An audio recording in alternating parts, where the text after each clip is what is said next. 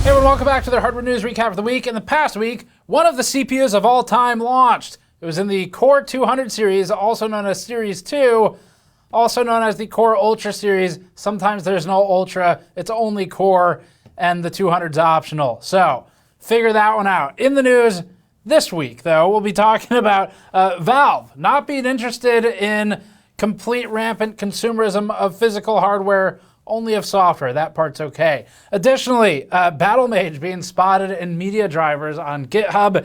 AMD Ryzen Z2 extreme specs leaked again and appended this time. It's going to be our next movie. It's extreme leaked and appended. And then ARM set to cancel Qualcomm's license.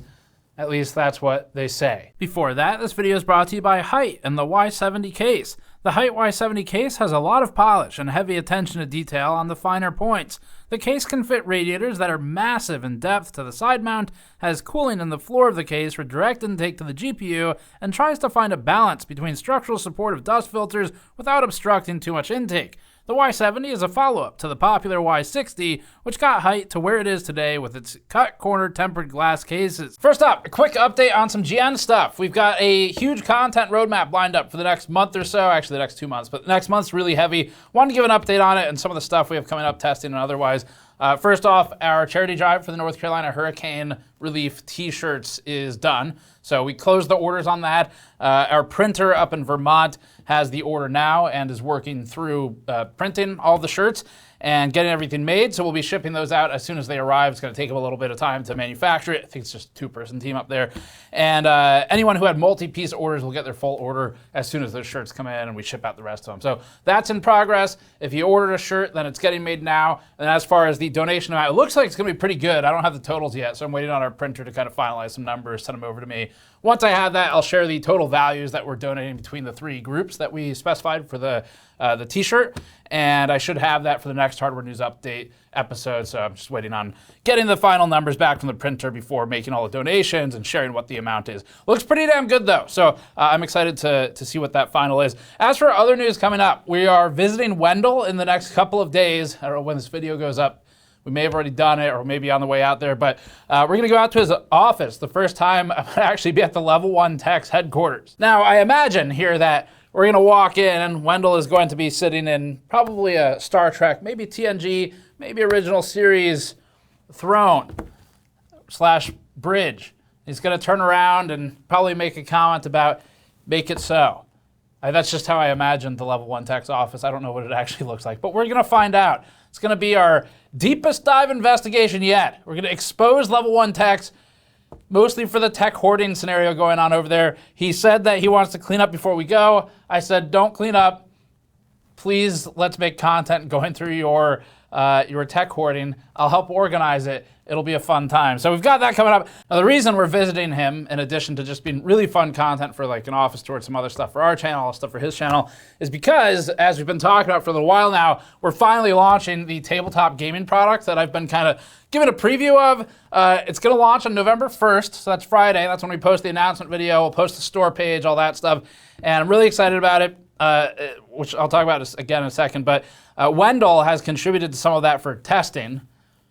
That should already make it interesting because, like, tabletop gaming, testing, there's a lot of things that could be. There's really a lot of things that couldn't be also because it's tabletop gaming. There's a limited range of things you can test. So I don't want to give hints because that'll give it away. So anyway, he was involved in that. It does involve some machine learning, some programming. There's some physical, mechanical elements as well. Maybe that'll get you started. You can start guessing at it in the comments, but you'll get to see what it is on the first. And I've talked about briefly that, I guess, why tabletop gaming. It's because I like it. I mean, growing up, tabletop gaming was a huge influence on a lot of my interest in statistics. And I mean, I'm not like a stat guy in terms of there's no formal education, there's no formal knowledge or training. But I think like a lot of people who are into video gaming too, like the reason I liked MMOs growing up and RTS especially as my kind of core genre is because it's fun to learn to min-max and to like learn how the numbers can be moved around to achieve different goals in the game or whatever. So anyway, that's kind of been a big inspiration for me. I thought it'd be fun. It's something I wanted to make and I'm really excited about it. It's also different for a sort of tech channel product to put out on the store. So anyway, that'll kind of help fund our next big efforts here. And some of the games I played in tabletop and still play are like Magic: The Gathering. I got an indentured oath. I think it's a comment on me when I'm sitting in front of a test bench running the same game 67 times. But also things like D&D, I mean, Savage Worlds, if anyone even remembers that system, I played that a lot. So anyway, this is gonna be our biggest product launch yet. Really excited about it. It's fun, it's different, it's coming at a perfect time because the next couple months, so here's what we've got lined up. Case testing, we have now enough stuff tested where we're gonna release a couple more in-depth standalone reviews, and then we're gonna be ready for our best cases 2024 roundup. We skipped last year for sort of like the in-depth roundup. We're finally back at it with all the new test data, new test platform. So you'll have a best of roundup with all the different categories. It should help people kind of get up to speed if you haven't followed all the case reviews over the last 8 months or so. We have best CPUs coming up. We have almost every major CPU available right now tested in terms of things that are immediately relevant. There's obviously 9000 X3D coming up. That is going to be going through the benches as soon as we're able to send it through. And then some other changes. We are further tuning the efficiency test and the power testing. That's where I'm spending a lot of effort right now on power efficiency for the GPUs and the CPUs. This is something we're continuing to refine. It's getting really interesting. You can watch our last couple of reviews to learn more about that, but that's an area we're really putting some effort in. And then we've got mega charts updates coming for the website after the 9000 X3D CPU launches. We'll kind of refresh all those, the latest set of data for the active charts. So there's a lot going on right now. And then additionally, we have some more factory tours coming up, hopefully. I'm trying to lock them all in, but one of them is going to be actually in Germany, at least one of them, might be two. And that'll be a first for us to tour a factory in Europe, actually. So that's really cool. Anyway, point is, a lot of heavy investment into the testing, the content, like the documentary stuff, all happening right now, and hence launching the product right now to help continue to fund that. I talked last week how we're using, I've given 2 hints. We're using e-waste inductors. So we went to a factory and we acquired inductors that they had mismanufactured for someone else, and they were like, we accidentally made these wrong. They're e-waste. Are you sure you want them? And we had to, it took a little bit to get the factory to be like, but they're broken though. And eventually they understood we wanted them anyway. So I think they were really worried we'd come back to them and be like, they're broken, why'd you sell them to us? But we wanted broken ones. So anyway, they were just mismanufactured or off spec or something. So as for other things coming up, I'm also thrilled to say we're planning to have Joe Stepanzi back out. It's been a couple of years, I think, since we did a big OC stream. Might have been last year we did one, but really excited to have him coming back up. Hopefully we're planning that for the next couple of weeks sometime.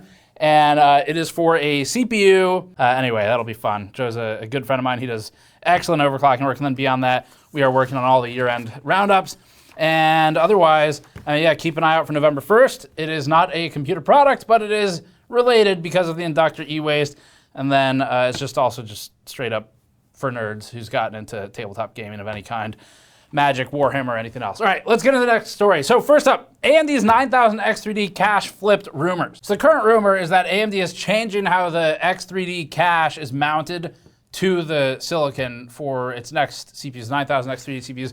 The way it works right now is you've got the chiplet and you've got extra cache right on top of it, and they do some work of shaving the silicon, if I remember correctly, to get the Z height to be the same so that the IHS remains in the same position, cooler compatibility is the same, all that stuff. We've talked about that in the past. But the rumor is that they're flipping the location, which will move the extra cache down, and it will put the compute part of the silicon up towards the top. So that's a big change if it does, in fact, turn out to be true. Now, we heard this rumor probably like 4 or 5 months ago now. It was from a motherboard source, and actually it was back at Computex when I first heard it. We didn't report on it really, but I heard the same thing. It sounds like it's legitimate. And the theory, I guess, is historically AMD has locked down overclocking on X3D. The story has been that the extra cache is extremely sensitive to temperature. And so perhaps moving it and getting the highest heat generating component up closer to IHS might be able to help with some of that temperature sensitivity. And we'll see where that goes with it. So it should be pretty interesting if it turns out to be true. Like I said, something I've heard. It's something that's in the rumor mill now all over the place. Sounds like it's going to be true. So that's kind of the first one. Really quick and simple. There's not a lot of detail on it. We'll learn more soon enough. Let's Let's go to the next story. Linux-focused publication Phoronix published a story about Intel's media driver on GitHub, and that's for Battlemage updates. Now, the page lists several mentions of BMG support, or Battlemage, and Battlemage is its upcoming architecture. On the GPU side, this follows Alchemist, it precedes Celestial. See prior rants about naming choices from Intel, but this time not because of the Core 200 and the Series 2 and the Ultra and the whatever, but because of the selection of all spellcasters. That's the problem for that one. Although with Celestial, we kind of asterisk that out to the side, but the point is Intel really needs a healer right now. Specifically, we see support for 21 codecs that include AVC, AV1 8-bit, and AV1 10-bit. This may not be earth-shattering news, especially considering Lunar Lake currently supports 2 additional codecs compared to what are listed for Battlemage here, being VVC 8-bit and VVC 10-bit, but it's good to see signs of life from Intel's graphics division. That's important. Phoronix wrote this, quote, while Lunar Lake has initial support for hardware-accelerated video decoding of VVC or H.266, the Battlemage graphics cards do not support VVC as confirmed via the Intel Media Driver feature matrix, end quote. Now, previously, the word on the street was that Intel was planning to launch Battlemage by end of year this year, and from speaking with some of our own sources like AIB partners in the industry, what we understand now is that Intel is looking at 2025 instead, probably Q1. And this is kind of interesting. So speaking with some of the companies that work with Intel, it sounds like the intent is to basically launch it and prove to everybody that they've resolved these major teething pains they had with Alchemist, such as with the drivers. And so if that's why Intel's delaying and they want to ship a better product, great. The biggest challenge Intel's going to have is Q1 is going to dump video cards on the market by all rumors accounts right now, where the 50 series is coming out. So Intel is in a position, again, where they're going to be launching their brand new architecture right when NVIDIA is launching its own solution, and AMD is probably close by with the 8000 series. Now, AMD has already stated that it will not be focusing on the high end this time around.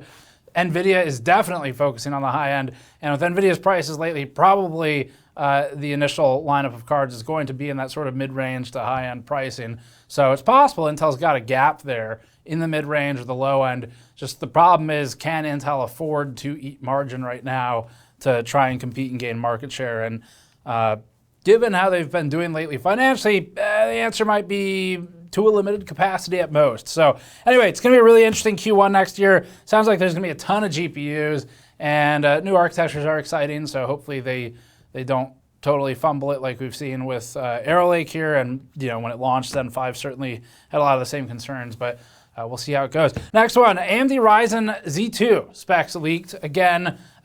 This time they're changed a little bit. So found via video cards, hardware leaker Golden Pig upgrade pack. The leakers have the best names in the whole industry. I'm sure that's his birth name, given name.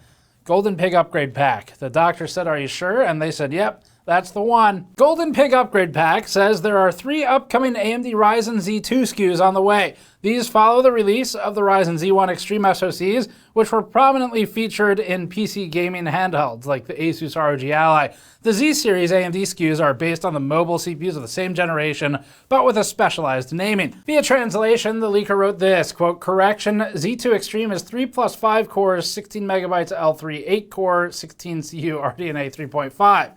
It was once planned to be called Z2 Extreme X, but later canceled. AMD is confusing me. Don't worry, Golden Pig Upgrade Pack. Is that the name?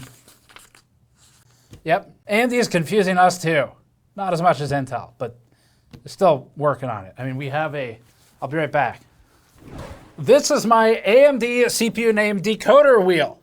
It's real, and they actually made it. Confusion is the strategy. Anyway, after rolling a 20 for perception here, the leak would suggest that this is in reference to the prior 12 CU solution, which now is looking like maybe 16. This would make the Z2 Extreme an 8-core processor with 16 RDNA 3.5 compute units, with the core combination likely being Zen 5 and Zen 5C. In terms of the other 2 SKUs, leaker HXL tweeted that there will also be a Z2 chip with 12 CUs running on RDNA 3. And a Z2G SKU that offers 12 CUs on RDNA 2. Now this would bring us to the first really major refresh cycle for the modern version of a gaming handheld. Although the Steam Deck wasn't first, with companies like GPD and Ioneo having been around for a long time now, and plenty of examples before them too, it did single-handedly, Steam that is, create a massive inflow of interest that we've seen for the past 2 years now. The ROG Ally continued that, and the Lenovo Legion has done pretty well to keep the momentum as well. There are other competitors in the space too now, lots of them actually, and thus far most of the mainstream handhelds are on similar silicon, with the Steam Deck aging the most at this point. Then you've got kind of outliers like the MSI Claw with an Intel solution. In other PC gaming handheld news, Valve recently stated that it is not interested in yearly releases of the Steam Deck, which is in contrast to certainly what we're used to from the phone market and what might be developing for the handheld market based on what we're seeing so far from some of the others. And then there's of course Ioneo, which is on its own cadence of just keep releasing them all the time, and eventually we'll have one for every day of the week, every week of the year. Speaking to reviews.org, Valve's Lawrence Yang stated this, quote, "It is important to us, and we've tried to be really clear, we're not doing the yearly cadence. We're not going to do a bump every year. There's no reason to do that. And honestly, from our perspective, that's kind of not really fair to your customers to come out with something so soon that's only incrementally better. So we really do want to wait for a generational leap in compute without sacrificing battery life before we ship the real second generation of the Steam Deck. But it is something that we're excited about and working on." We previously spoke with Valve ahead of the Steam Deck OLED launch and learned that the company was, at that time, in the early stages of Steam Deck 2 concepting, but it was waiting on a hardware solution to make serious progress. Back then, when we covered the OLED, Valve informed us in a discussion that it views the Steam Deck OLED like an upgrade, not a true Steam Deck 2. And it shared largely similar thoughts in this new quote. The new quote comes at a time when there are a lot of silicon launches from AMD and Intel alike, including in mobile, so it'd be interesting to see if Valve considers an Intel solution or if it'll stick with what it knows works. Now, for some background here, Valve launched the original Steam Deck in 2022, actually. It's older than I'd remembered before we worked on the story. February 25th, 2022. It followed that up with the Steam Deck OLED in November, and that was 2023, so a little over a year later. And besides the move to an OLED panel, the Steam Deck OLED also included several other improvements. So they rearranged the board components, they optimized it for airflow. We talked about that in our teardown of it. They actually even rotated the silicon. They moved to a larger battery. They shrunk the die of the silicon. They moved to a faster memory clock. So there were a ton of changes, but not enough apparently for Valve to call it a Steam Deck 2, and they're saving that for whatever the next big thing is. So sounds like basically they're not going for the infinite consumption approach to hardware, probably because they do that with software and games where everybody has a Steam library that's like 80% unplayed.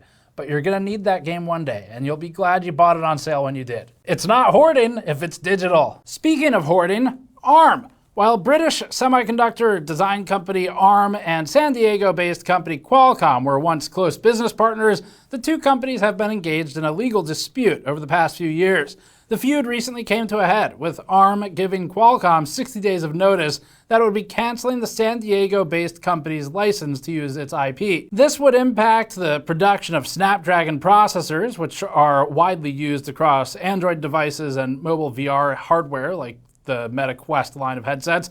Qualcomm has also been making recent pushes into laptops. Now, the reason for this most recent battle began when Qualcomm acquired server CPU startup Nuvia in 2021, which it did for $1.4 billion. And ARM adeptly argues against an array of violations of licensing terms, as it already had acquired a separate license with Nuvia before the acquisition. As a result of the buyout, ARM says there should have been a renegotiation of terms. Following this, ARM sued Qualcomm in 2022. According to TechSpot, Qualcomm argues that its, quote, existing agreement covered everything with the Nuvia takeover, end quote, leading the company to countersue ARM in late 2022. The more recent cancellation notice also triggered a response, with Qualcomm stating, quote, this is more of the same from ARM, more unfounded threats designed to strong arm a longtime partner. Now, sometimes in these news episodes, we make the tongue-in-cheek comments about a company sending out a statement and then it's a funny quote and it's not something they said. I went and double-checked after I proofread that earlier because I thought it might be a joke from Jimmy, who wrote the story. It was not. That is what they actually said. You see, what they did there is because strong arm and ARM, it's kind of like a play. TechSpot reports that Qualcomm leveraged its Nuvia acquisition to create its Snapdragon X Elite processors that run Windows on ARM. as well as across mobile and automotive chips. In response to the response, ARM responded with this response. Quote, following Qualcomm's repeated material breaches of ARM's license agreement, ARM is left with no choice but to take formal action, requiring Qualcomm to remedy its breach or face termination of the agreement. Heretofore, that actually doesn't say that, it just really felt like it would add to it. This is necessary to protect the unparalleled ecosystem that ARM and its highly valued partners have built over more than 30 years. ARM is fully prepared for the trial in December and remains confident that the court will find in ARM's favor. Now, all of this is unfolding at a time when Intel and AMD have put their best feet forward, forming the x86 advisory group, meaning that ARM is presently sticking its neck out despite trying to back Qualcomm into a corner. NVIDIA commented on the advisory group as well, butting in when he said, go for it, paraphrased, basically. Moving on to a story with fewer anatomical references, Best Buy. Yeah, do something with that. I couldn't figure it out. Look, the story segues aren't always super clean. Chances are, by the time you're watching this, these deals will be gone. We're bringing them up only because they provide some further context to just how brutal the Intel 200 launch was for value. Best Buy had a fire sale on select 12th gen CPUs, which is Intel's best architecture. The retailer was selling the top-end 12900K for $120, down $290 from its prior $410 price, or also still down from the more recent $280 to $300 price on Newegg. The Best Buy price in total then was down $528 from the launch MSRP of $650 or so 3 years ago. Now this pricing is wild considering at the time it was listed for sale anyway. It's gone now, I think, but it was $42 less than the 12400F, which is currently being sold alongside it. Best Buy also had listed the 6P Core 4E Core 12600K for $80, which is $120 below Best Buy's normally listed price, though that CPU is listed as sold out currently. Now we've also seen the 12600KF on Newegg and Amazon lately for like $160 or so, which is really not bad. It's worth at least thinking about depending on what else is available. CPU prices are changing a lot right now, so but it is buying into an older platform. Now, while not as good of a deal as the 12900K, the retailer also listed the 8P 4E Core 12700K for $125, which represented a $170 drop from the normal price. Unfortunately, also sold out. But again, we added the story just because it is crazy context. I mean, the 13 and 14 series came down too. If you haven't looked at those prices in a while, we talk about them in the 200 series reviews where the $630 285K looks absolutely insane, not in a good way. Like you'd have to be crazy to buy it at that price right now. And the 245K, so it was listed, they said it would be 310. It's actually like 330 in a couple of places we checked. 320 was the lowest I saw it. Same deal, it's just not good pricing, and there's better parts basically on all sides of it, especially for the one that's meant for gaming. So Alder Lake also has the benefit of being Intel's best CPUs right now. They didn't have the 13th and 14th gen concerns. The prices that were here, as some places where they're still held, it's really not bad, but anyway, it's kind of a bloodbath for Intel out there right now. All right, next one, company Techno is releasing a unique gaming PC handheld, or head-worn, I guess. I don't know if it's gonna be a thing now. They're calling it the Pocket Go. Now, Pocket Go sounds sort of similar to a name Nintendo might use, like Pokemon Go, for example. And so when we saw this name, and when Nintendo found out about this, definitely not a coincidence, it sent out this letter to the press. Find out who he is and what they're planning! Pain is the best teacher. Our understanding is that is Nintendo's head lawyer, actually. Instead of having a built-in screen, its gimmick is that it comes with optional AR glasses. Conversely, you could hook it up to an external TV or monitor to act as a display. Looking at its product page, it sure has some interesting buzzwords. Techno calls the Pocket Go, quote, a new game wonderland. Sounds awesome. With the company advertising it as, quote, the world's smallest AR handheld unleashing the largest vision. Not to be confused, of course, with the world's smallest AR handheld unleashing a moderate vision. In terms of the glasses, they look like something out of, I don't know, Back to the Future Part 2 or something. And the company says wearing it will look like you're viewing a roughly 215-inch TV from 6 meters away. Core components are stored in the controller. Imagine your Zoolander reference here, which has options for either a Ryzen 7 8840U or a Ryzen 7 8840HS. Both are 8-core, 16-thread Zen 4 processors that carry an advertised 5.1 gigahertz max boost, depending on configuration. On paper, the 8840U has a CTDP 15 to 30 watts, and the HS is 20 to 30.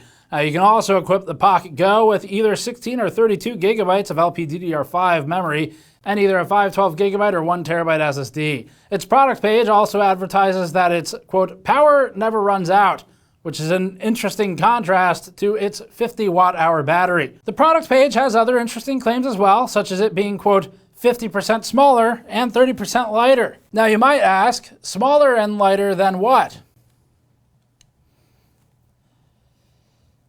Anyway, under its cooling efficiency infographic, Techno says it's, quote, improved plus 200%. Can we, do we have to do the...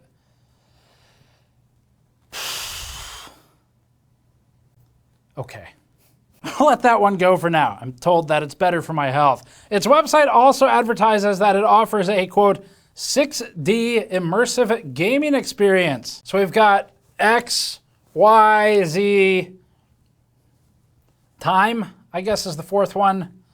The astral plane, is that the fifth?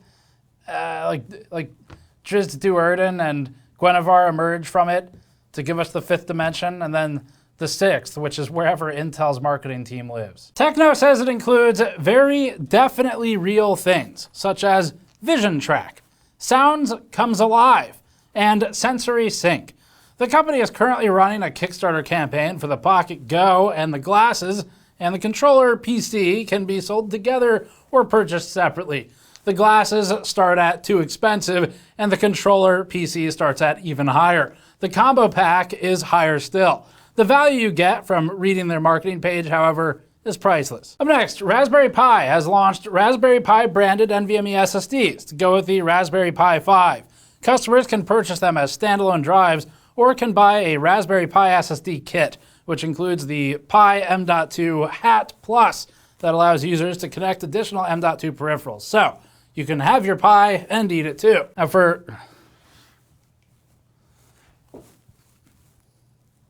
I don't know what's happening back, there we go. Now for legal purposes, ignoring the thing that ruined my joke, I have to state that you should not eat Raspberry Pis or the NVMe SSDs. In terms of pricing, the company's 256 gigabyte SSD costs $30 or $40 if you opt for the kit. The 512 variant is $45 or $55 with the kit. Raspberry Pi says that, quote, both densities offer minimum 4 kilobyte random read and write performance of 40K IOPS and 70K IOPS respectively, and the 256 gigabyte version is available now. The company says that the 512 version should arrive by end of November. Speaking of Raspberry Pis, company Adafruit recently made a spinning jack-o'-lantern using the RP2040 prop maker Feather, which shares the same RP2040 chip as the Raspberry Pi Pico. We're just putting this story in because it's kind of fun, and it's seasonal. Adafruit, who produces the RP2040 prop maker Feather, says that it, quote, makes adding lights and sounds to your Halloween projects real easy. To execute on its idea, Adafruit 3D printed a base that had some gears which could spin the jack-o'-lantern. The base also houses the hardware, and in the spirit of Halloween, the company added a VL53L1X time-of-flight sensor that would trigger different music and sound effects based on how close people get to it. The sensor supposedly can detect anywhere from 1 inch to 13 feet away. I've contacted for a statement on all of this. The company sent us this, quote, "This is Halloween, this is Halloween. Pumpkins scream in the dead of night. This is Halloween, everyone make a scene. Trick or treat till the neighbors die of fright." Well, that just seems irresponsible and like a liability. So, the Prop Maker Jack-o'-lantern is an open source project. You can download the stuff online. It's kind of a fun one. We threw it in here. And subscribe for more. As always, you can get, you'll never know what references you get in a hardware news episode. And you get actual news too. So, it's like a nice combo pack, like the AR glasses and the controller thing. Okay, it's a little bit better than that, hopefully. We don't have 6 dimensions though. We're 210% better. Thanks for watching. Go to store.gamersnexus.net to help us out directly, or patreon.com/gamersnexus to throw a few bucks our way. And I drew a mountain. We'll see you all next time.